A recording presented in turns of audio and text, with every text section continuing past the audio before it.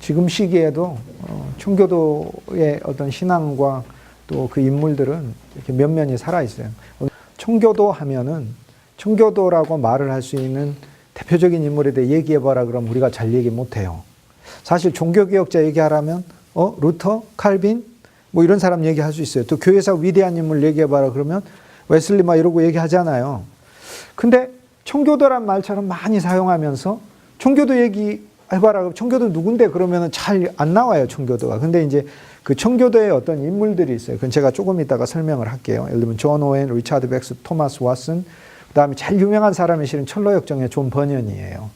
존 버년은 다 청교도들이에요. 그런데 존 버년 철로역정을 쓴 사람으로 유명한데 근데 왜 청교도라고 부르느냐. 그러니까 어떤 그들을 통칭하는 영적 특질이 있는 거예요. 그 특질이 있을 때 우리가 그 사람들을 청교도라고 부르는 거예요. 그냥 토마스 아퀴나스 청교도라고 안 부르고요. 루터를 청교도라고는 하질 않아요.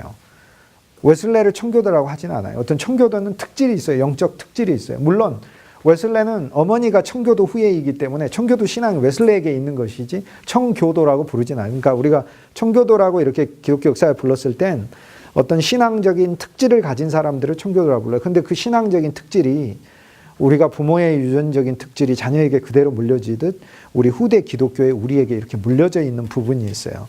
그래서 내가 그 부분이 나한테 아주 작으면 그냥 내가 믿는 것의 하나의 원리일 뿐이고 그것이 나의 어떤 중심이 되면 나 역시 이 시대의 청교도다 그렇게 말을 할 수 있어요. 그렇기 때문에 이제 그런 청교도에 대한 인물들이 또 어떠한 인물들이고 어떠한 책인가 하는 것은 이제 저희들이 하나씩 배워갈 거예요. 토마스 왓슨, 존 오웬, 리차드 백스터, 존 버년 뭐 이런 인물들이에요. 그런데 그 제일 유명한 사람은 존 버년하고 조나단 에드워즈라는 사람이 유명해요. 조나단 에드워즈는 미국의 대부흥운동의 주역인데 마지막 청교도다 별명이 마지막. 왜냐하면 그를 중심으로 해서 어떤 새로운 신앙 사조가 역사에서 등장했기 때문에 마지막 청교도다 이제 그렇게 불러요. 자, 그럼 조나단 에드워즈는 어떤 사람이냐? 미국의 1차 대각성 운동의 부흥운동의 주역이죠. 조나단 에드워즈가 설교하면 모든 사람들이 그 심령이 그리스도께 인도되고 주님을 모르는 사람들이 구원의 역사를 체험하고 또 신앙에 도태되어 있고 신앙에 타성에 젖어 있던 사람들은 새로운 각성을 느낄 정도로 영적인 파워가 넘쳤던 사람이에요. 그러니까 그러면 이 사람의 그 영적인 파워가 설교를 할 때 넘쳤던 것은 어디에서 나왔는가? 믿음은 어디서 나와요? 들음에서 나오죠. 들음은 어디에서 나와요? 그리스도의 말씀에서 나와요. 그리스도의 말씀에서 나와요. 그냥 말씀이 아니라 그리스도가 하시는 말씀에서 나와요. 헬라어 원문에 레마 투 크리스투, 그리스도의 말씀이라요. 그리스도의 레마예요. 그리스도 로고스도 요한복음 1장에 만물의 기본 원리예요. 그 로고스가 이 땅에 육신을 입고 오셨어요. 그 로고스와 육신이 함께 살아요. 근데 그 로고스가 십자가에 못 박히시고 부활하셨어요. 그래서 그 그리스도가 우리 안에 영으로 들어오셨어요. 성령 안에 그리스도 예수가 들어오셔서 그리스도 예수가 우리 안에서 말씀하시는 말씀을 레마라고 불러요. 이것을 그때 그 그리스도는 로고스가 내 안에서 레마를 말씀하신다 이렇게 얘기를 해요. 그때 믿음이 생긴다 그 말이에요. 그러니까 우리가 들음은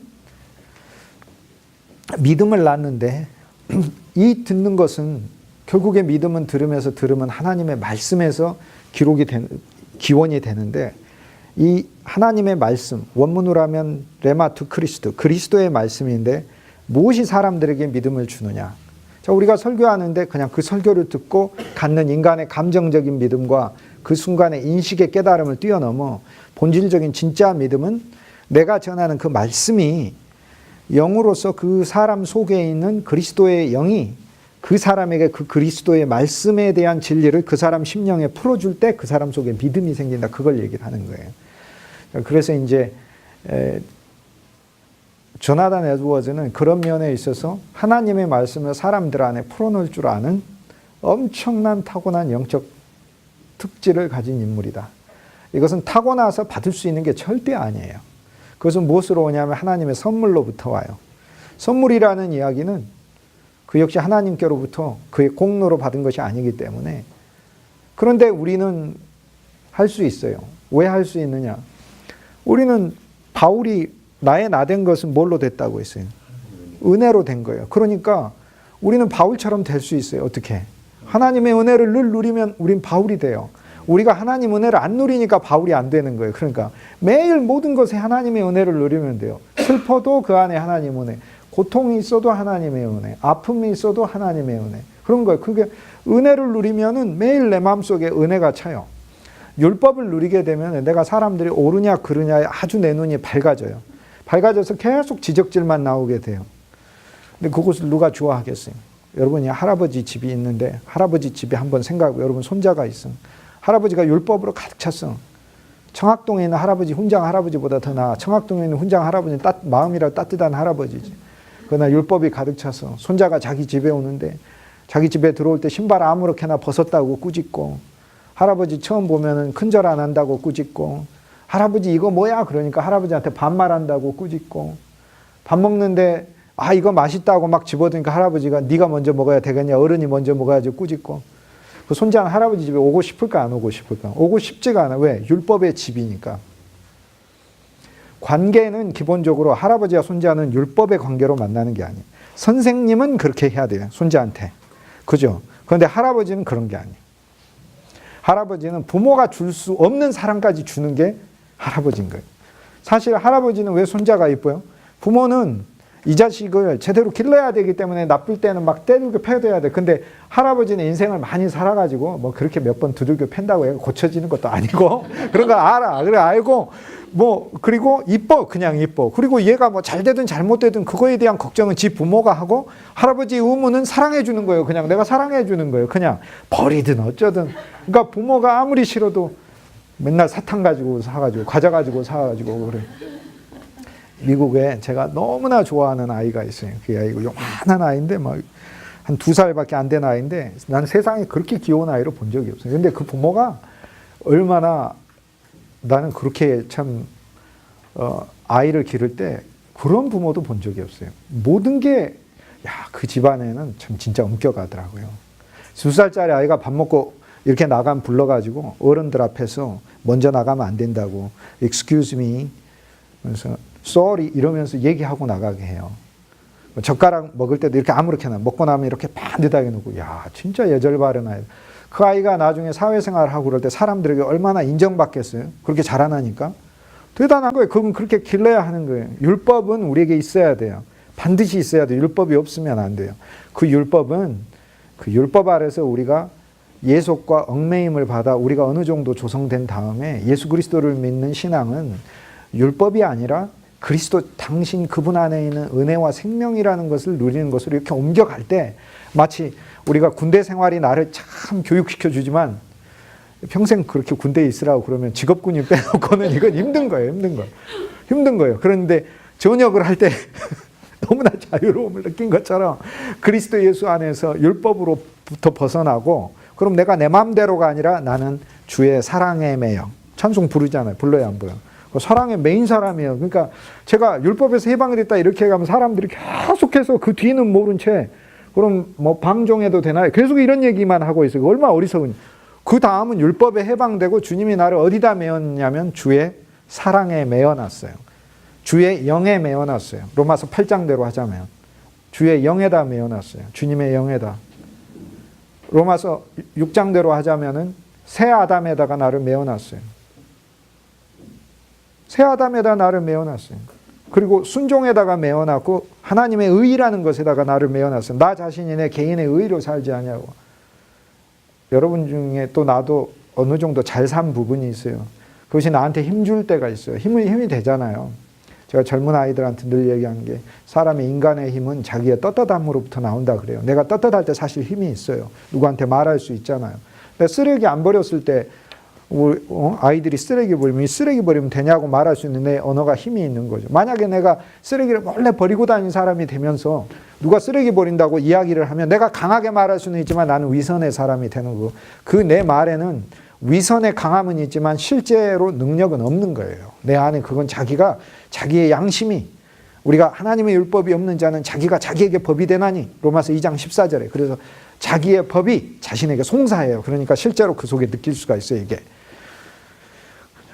근데 우리는 이제 그 기간만 사는 자가 아니라 그 기간을 넘어서 예수 그리스도의 생명에 매였다. 교훈에 매였다. 주님의 종됨에 매였다.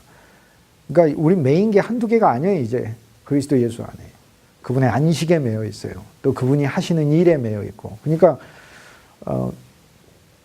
꼭 사람들이 율법에서 해방됐다 할 때 오해하는 게 있어요. 율법에서 해방되고 우리는 하나님의 거룩한 영에 매였어요. 그 영이 이제는 내 안에서 역사하도록 그 원리에 내가 매여져 있다는 거예요. 그러니까 그 영이 이제 하시는 거예요. 그 영이 하시는 거예요. 어쨌거나 할아버지가 한번 한국에서 이렇게 방문을 하면 그 아이가 딱 2주면은 완전히 버려버려요. 그렇게 예절바른 아이가. 할아버지는 아버지한테 마트 가고 이거 사주고 안 돼. 이거 사주고 그러면 안 돼. 이거 사주고 안 돼. 할아버지는 손가락질 하기도 전에 이미 집어가지고 막 이렇게 되니까. 근데 이것이 사랑이라. 이것이 사랑이라. 사실상 자녀는 한 면에서 율법과 사랑을 같이 받아야 돼요. 그렇죠? 그러잖아요. 그래서 율법을 통해 우리 옛사람이 처리되고 사랑을 통해서 우리 새 사람이 그 사랑 속에 들어있는 사랑의 힘과 능력으로 세상을 사는 거예요. 우리가 성장할 때 그러니까 사랑 못 받으면 진짜 힘들어요. 결혼 생활 제일 힘든 게 여자가 제일 힘들고 남자가 제일 힘든 게 아내가 사랑을 못 받았을 경우 어떻게 사랑해 주는지를 모르고 남편이 사랑을 못 받았을 경우 계속해서 사랑을 갈망하면서 여자가 힘든 거예요. 그러니까. 그 율법으로만 살아도 힘들어요. 그래서 하나님은 우리를 첫 언약으로 먼저 만나시고 우리 옛사람을 첫 언약 안에 두시고 우리에 있는 새 사람은 그리스도의 생명과 은혜와 사랑 안에 두시는 거예요. 이 2차원적인 삶이 우리가 일생 같이 가는 거예요. 그러니까 이 2차원, 2차원의 삶이. 나의 옛사람은 율법 아래 두시는 거예요. 율법 아래 둘 뿐 아니라 율법의 저주 아래 두시는 거예요. 그러나 내 안에 있는 새 사람은 율법의 수준으로 사는 게 아니에요. 율법의 수준이 아니라 하나님의 영이 가지고 있는 그 영의 사랑과 생명과 은혜, 상상할 수 없는 것으로 살아요. 왜냐하면 본질적으로 영은 율법 이상의 것이기 때문에 그래요. 왜요? 율법은 이루려면 눈에는 눈이어야 되거든. 그렇죠? 정말 쉬워. 내 눈을 찔렀어? 자식 내가 네 눈 뽑아버릴까? 이렇게. 그게 율법이에요, 실은. 정말 쉬운 거예요. 근데 그렇죠. 미운 마음 갖기가 쉽죠. 원수를 사랑하는 마음 갖기 어떻게 쉽습니까? 그런데 원수를 사랑하라는 예수님의 세 계명은, 세 법은 내가 이룰 수 있는 법이 아니에요. 내가 이루는 게 아니라 예수님이 하시는 모든 말씀은 그리스도의 약속이라는 거예요. 그리스도의 약속이란 건 그리스도가 이루시겠다는 약속인 거예요. 그러니까 성경이 전체가 실은 그리스도가 이루시겠다는 하나님의 약속인 거예요. 얼마나 기뻐요. 왜 우리가 아브라함의 후손이죠? 아브라함이 몸도 약하고 다 늙었고 아들 이삭을 못 낳아요. 그 안에 사라도 그래요.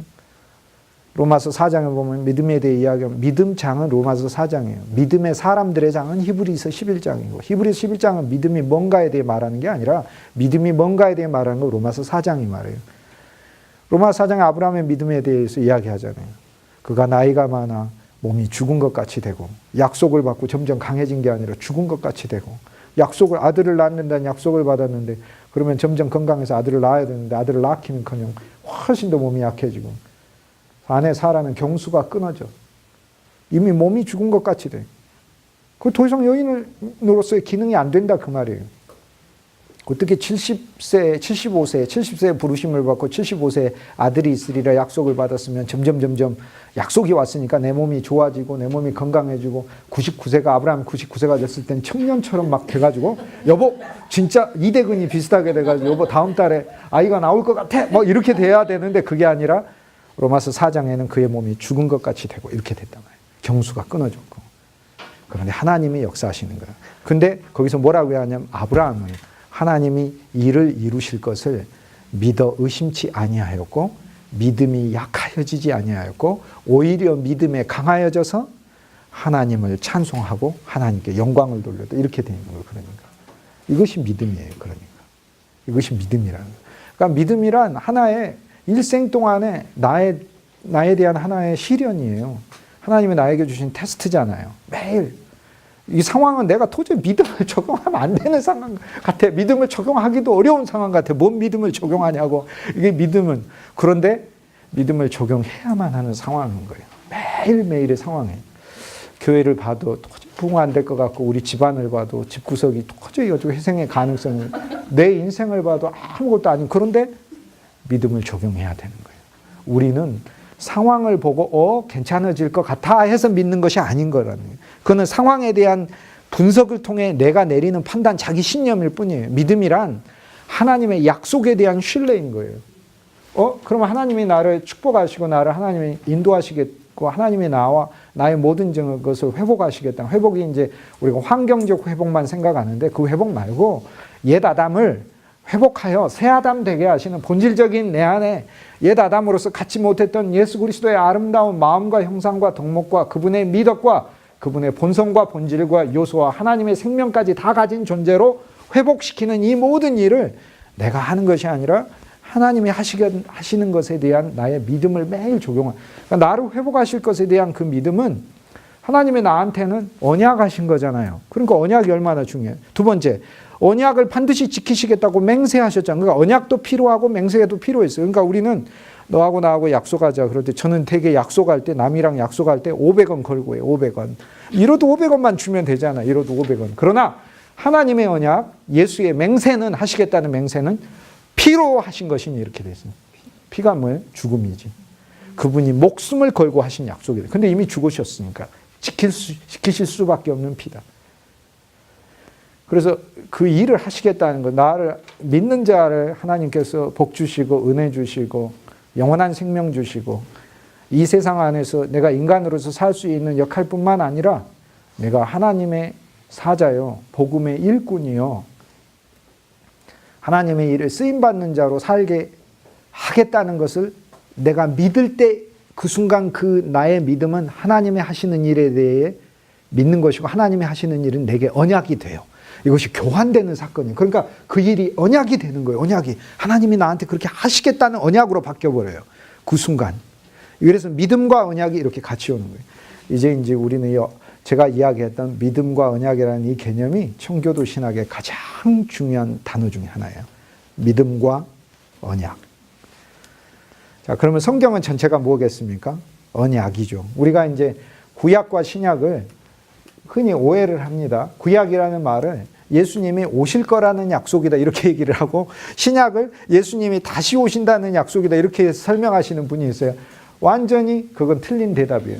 분명 신약에 예수님은 다시 오신다고 돼 있지만 예수님이 다시 오신다고 해서 신약이라고 부르는 게 아니라 모세의 율법을 통해서 하나님께서 우리에게 첫 번째 언약으로 만나시겠다고 해서 이것을 구약이라고 부르는 거고, 신약이라고 부르는 것은 신약 성경 마태 마가 누가 요한복음을 가리키는 말이 아니라 성경 전체를 통해 우리를 새로운 언약으로 만나시겠다는 의미에서 신약이에요. 우리가 이걸 편의상 앞에를 구약 신약이라고 부르지만 우리는 구약을 읽을 때도 신약으로 읽을 수 있어야 하고, 신약을 읽을 때도 우리가 잘못 읽으면 구약으로 읽어버리는 거예요, 이게.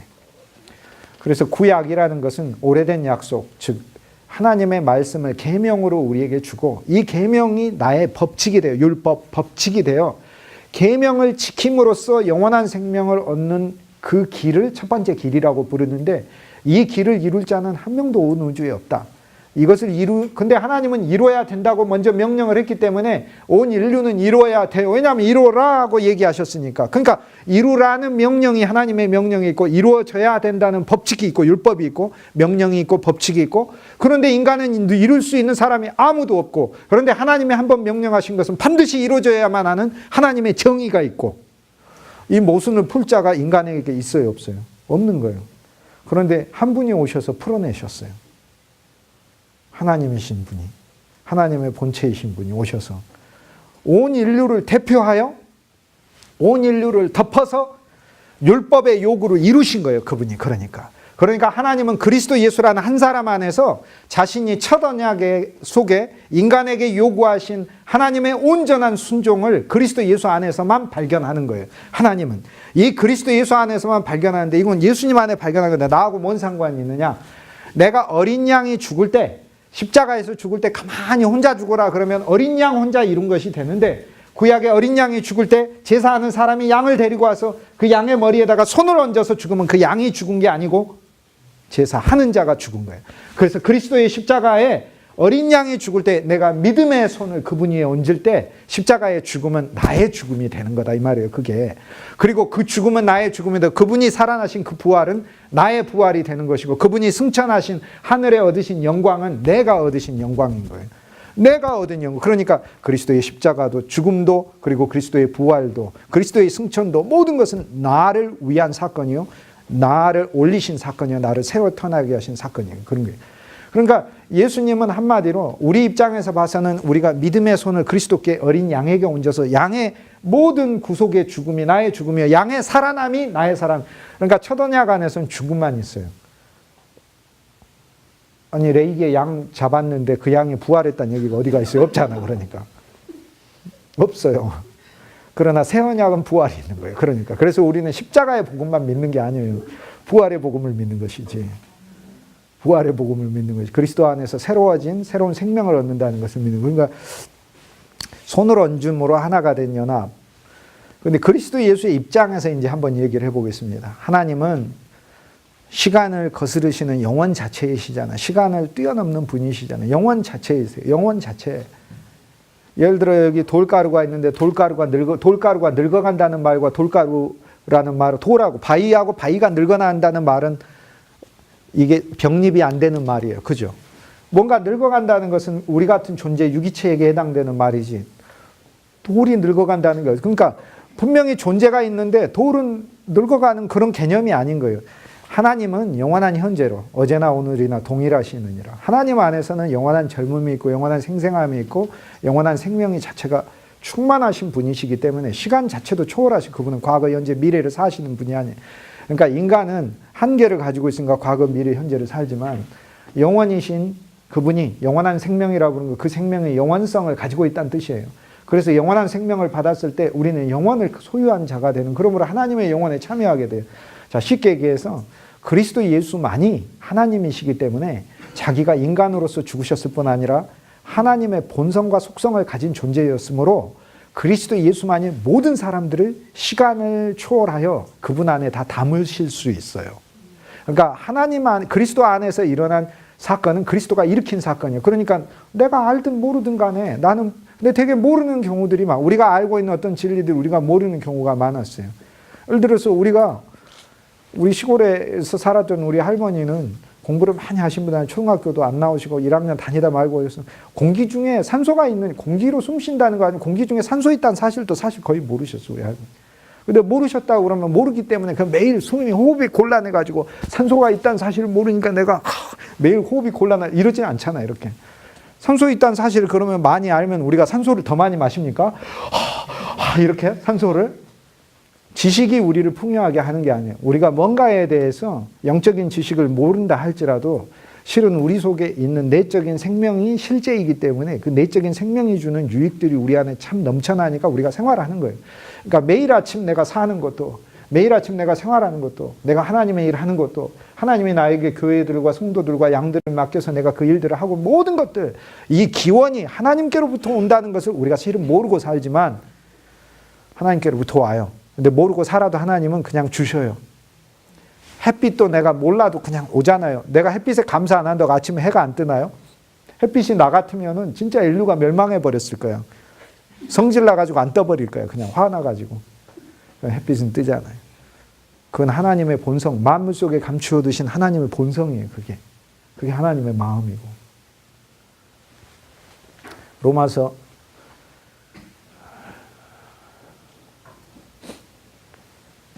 9장 22절과 23절에는 진짜 성경에서 제일 우리가 누려야 될 말씀이 하나가 있어요. 그게 뭐라고 얘기를 하냐면 하나님이 이렇게 말씀하셨어요.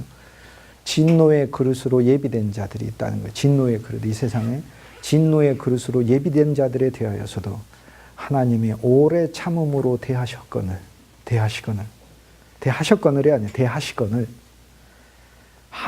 하물며 23절은 영광의 그릇으로 예비된 자들이 우리죠. 하나님의 영광의 그릇으로. 하나님의 영광은 뭐예요? 그리스도잖아요. 그리스도를 담는 그릇으로 예비된 우리들을. 그 우리들을 대하여서는 하나님은 얼마나 오래 참음으로만 대하시겠는가.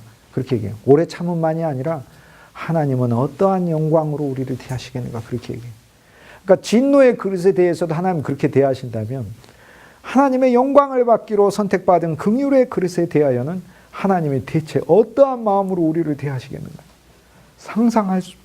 우리가 하나님의 사랑이라고 말을 할 때는 진짜 우리 머릿속에 상상할 수 있는 그 이상의 사랑으로 하나님은 우리를 진짜 사랑하시는 거예요. 청교도 신학을 아는 것은 이런 장점이 있어요. 저 신앙의 본질을 아는 거고요. 그 다음 두 번째는 어떤 게 있냐면 이 청교도 신학은 많은 사람을 매료시켰어요.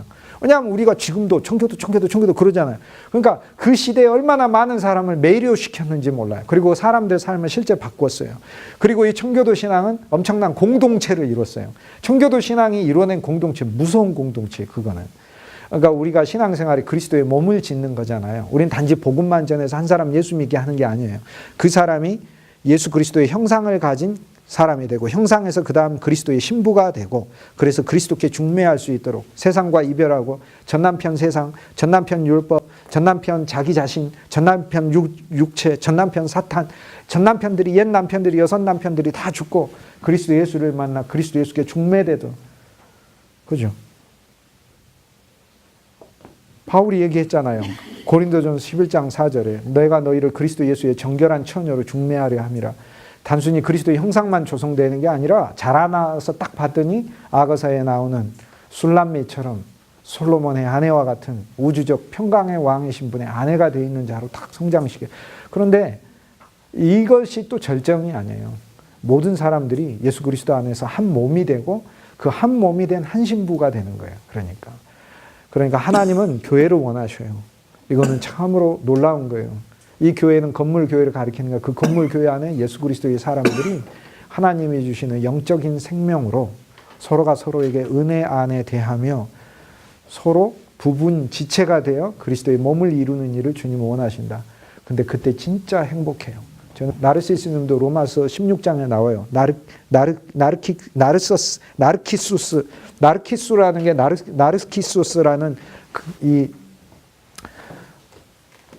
이게 옹달샘 보면서 너는 왜 이렇게 아름답게 생겼냐 이렇게 하는 그 신의 이름을 딴 이름이에요.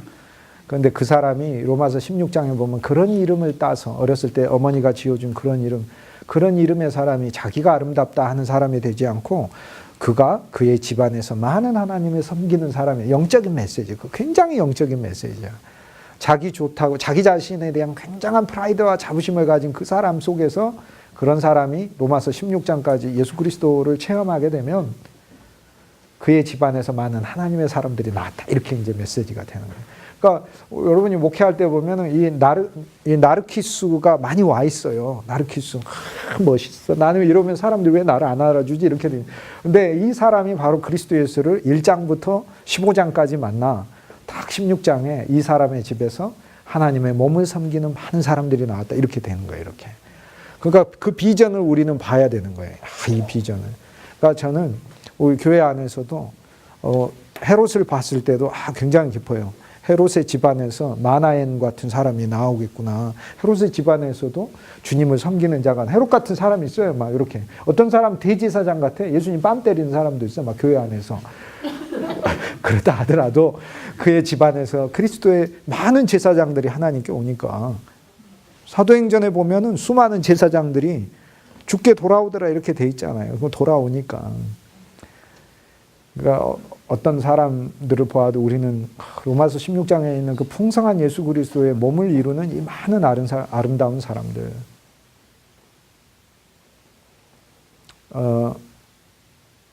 그러한 이제 비전을 갖는 거죠. 우리의 청교도 신앙은 부수적인 좋은 유익이 우리가 굉장히 이러한 설교들이 우리의 설교들이 되면 또 우리가 전하는 메시지가 되면 심지어는 우리 자녀들과 집안에서 나눌 때도 우리 집은 진짜 청교도 집이 돼요. Types of the Messiah, 메시아, 즉 그리스도 예수의 그리스도란 말이 메사야라는 말이에요. 메사야는 히브리어고 그리스도는 헬라어예요. 같은 말이에요. 하나님이고 갓이라는 단어예요. 북이고 책이라는 단어예요. 같은 단어예요. 그러니까 메시아, 즉 그리스도의 타입, 그리스도의 모형들이다 라는 거예요. 그러니까 구약 성경을 조나단 에드워드가 처음부터 끝까지 계속 읽으면서 어떤 게 그리스도의 모형이냐고 계속 하나하나 밝혀놓은 게 이 책이에요. 이 책의 분량이에요. 이것이 청교도예요. 제가 아까 왜 그리스도만 말한다고 하는 그 이유를 아시겠죠?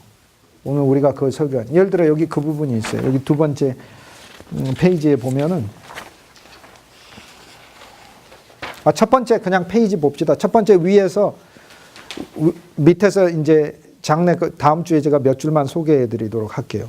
여기 보세요. 7번째 줄에 thus bowing, 절하는 거 of the sheep of Joseph's brethren, 요셉의 형제들이 절하는 거. 이게 메시아 예표예요. 왜요? 요셉의 형제들이 누구야? 요셉은 참 요셉이신 그리스도를 가리키고 선한 목자이신 그리스도 예수를 가리키고, 요셉의 형제들이 누구예요? 그리스도의 형제인 우리들이 결국엔 뭐 하는 거예요? 참 요셉에게 우리가 뭐를 해요? 절을 하는 거죠. 근데 뭘 절을 해요? 거기 보니까 그의 볕단들이 절을 한다. 그의 곡식들이 우리가 알곡이 돼서 그리스도께 경배하고 예배하는 운명이 거기 들어있다, 이렇게 얘기하는 거예요. 그러니까 이 이야기는 구약의 요셉의 스토리만 가리키는 것이 아니라 Types of Messiah, 메시아가 하시는 사역에 대한 예표이다. 우리는 그것을 보면서 우리는 요셉의 형제와 같은 마음을 실은 가져요. 나라는 존재가 예수님이 날 계속 섬겨가지고 내가 세상에서 잘되게 해야지, 내가 어떻게 그리스도한테 내가 숙여? 그러나 우린 진짜 숙이게 되잖아요. 살면 살수록. 나중에는 오늘 설교 말씀 너무나 아름다운 설교처럼 나중에 내 자신까지 부정하고 나의 신념까지도 거절하게 되고 원치 아니하는 곳으로까지 끌려가게 되는 것을 감사하고 감당하고 하는 그러한 사역으로 가게 하시는 하나님께, 우리 마음이 원래 그래요. 우리 마음이 원래 십자가로 가자 해도 별로 가고 싶지가 않아요. 십자가 빼고 바로 영광으로 가면 안 될까요? 하는 게 우리 마음이에요. 그게 요셉의 형제들의 마음이다, 이 말이에요. 응? 다 이게 메시아의 타입이다. 그 다음 또 뭐가 있어요? 그뿐 아니라 sun, moon, stars and doing obedience to him. 해도 달도 별도 요셉에게 절을, 이게 메시아의 타입이에요. 해도 달도 별도 만물이 하나님을 경배하는데, 그 하나님이 누구예요? 육신을 입고 이 땅에 오신 하나님, 그리스도를 경배하는 거예요. 그런데 이것은 자연만 경배하는 것을 가리키는 게 아니에요. 예창조만 경배하는 걸 가리키는, 새 창조도 경배하고 영적인 창조도 경배해요. 영적인 태양도 하나님께 경배를 하고 영적인 달도 하나님께, 달은 교회를 가리켜요. 태양은 예수 그리스도고, 그리고 별들은 우리 믿는 자들인 거예요. 그들도 하나님께 경배한다. 해도 달도 별도 모든 이 땅의 별들이 근원이신 하나님 아버지께 절을 하는 거. 근데 이 사역을 그리스도가 하러 오시는 것이다. 요셉이 하듯.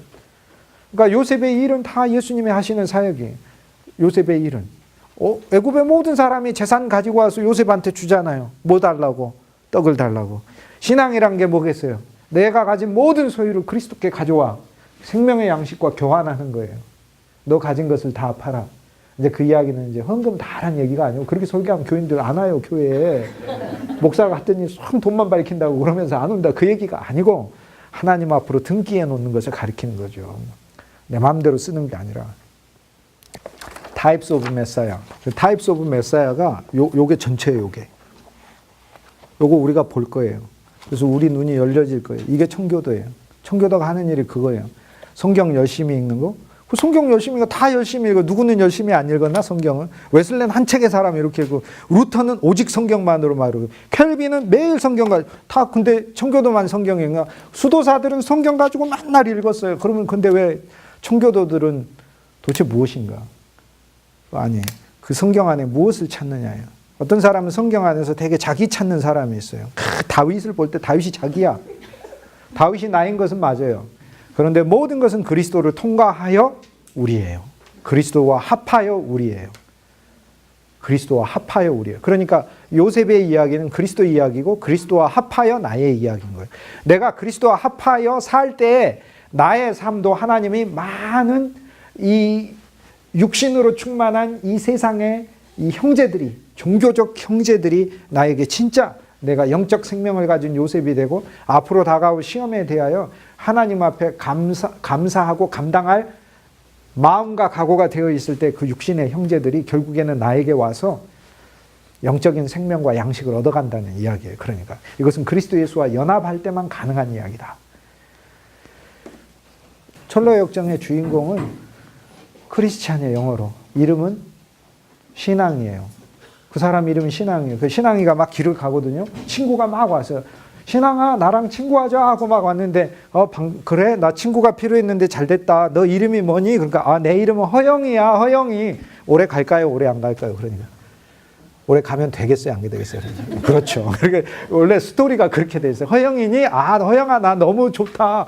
허영이 너는 정말 배포가 커. 되게 좋은 것 같아 하고 좀 가다가 보니까 허영이하고 친구 오래 하기가 힘들다는 거예요. 좀 더 갔더니 또 어떤 친구가 왔어요. 그곳은 막 산세가 험하거든요. 막 그러니까 막 어떤 친구가 와서 너 나랑 같이 가자 막 이러는 거예요. 그래서 너 이름 뭐냐? 그랬더니 내 이름 절망이야 이러는 거예요. 그래가지고 절망이랑 가는데 그 골짜기 더 힘들어져요. 걔가 막 더 이상한 얘기하고 막 그래서 막 그렇게 철로역정 구조가 그렇게 돼 있는 구조예요.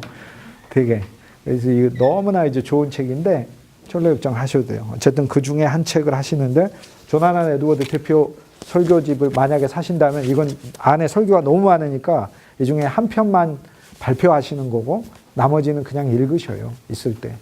보통 때 말씀 전하거나 구역예배에서 나눌 일이 있거나 뭐 주일학교 학생 가르칠 수 있을 때 쉽게 읽어보고 이 부분을 조금씩 이야기하고 그러고 그러면 여러분 조나단 에드워즈가 돼요. 그리고 이것은 그대로 설교한다는 뜻이 아니라 내가 이것이 먹어지게 되면 진짜 내 안에 살아있는 레마이신 그리스도가 이 말씀을 막 내요. 그래서 실은 기독교 역사에 있었던 사람들의 설교를 보면 실은 다 같은 말 하고 있더라고요. 전부 다. 그걸 우리가 발견하는 거예요. 그 전부 다 발견하게 돼요. 예수님의 시험은 답안지가 유출된 시험이에요. 예수님이 3가지 시험을 받으셨잖아요. 거기 답 다 가르쳐 줬잖아요. 매일 아침 하나님은 우리에게 오셔서 사탄을 보내 시험시켜요. 오늘 돈도 별로 부족하고 환경도 연약하고 그런데 사탄이 와서 야, 돈 구하고 돈이 있어야 잘 되는 신앙이라고 생각하고 해라. 우리가 답을 모를 수가 있어요. 근데 모를까 봐 주님이 가르쳐 놨어요. 첫 번째 시험의 답. 마태복음 4장 4절. 사람이 떡으로만 살 것이 아니요 하나님의 입에서 나오는 말씀. 그게 답안이에요. 그걸 쓰면 돼요. 그냥. 얼마나 쉬워요. 주님은 매일 우리에게 시험을 주신다니까. 그런데 그대로 베껴 쓰면 돼요. 이렇게.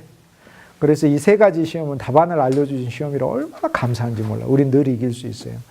청교도라는 말은 청소한다는 뜻이에요. 뭐를 청소하겠어요? 그리스도 아닌 걸 청소하는 거예요. 믿음이 아닌 걸 청소한다는 거예요.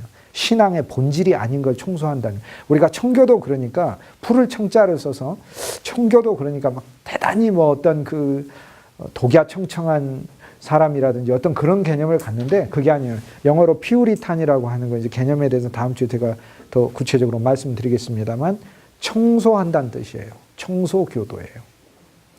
나한테 청소돼야 될 요소들이 무엇인가? 교회 안에서 청소돼야 될 요소들이 무엇인가? 그게 청소교도예요. 청교도란 청소교도의 준말이다. 많은 사람들이 청자를 그냥 우리가 청자가 되게 좋은 데 쓰잖아요. 청년, 그렇죠? 청춘 막 이런 데 쓰니까. 근데 청소예요. 뷰리타는 청소하는 것이다. 내 안에 하나님 아닌 것 청소하는 거죠. 근데 그 청소를 나 혼자 못한다 이 말이에요. 하나님의 영광하고 청소하실 것이라는 믿음 안에서 사는 것이고 하나님 말씀이 청소한다는 거예요. 그리고 무엇을 청소해야 되는지도 내가 잘 몰라요. 실은 나는 이게 청소해야 될 건지 아닌지도 실은 잘 몰라요. 그런데 그것도 하나님의 말씀 속에서 하나님이 내게 가르쳐 주신다는 거예요. 그러니까 이것이 청교도 신앙을 우리가 말할 때 청교도라는 말의 기본적 본질적 의미예요.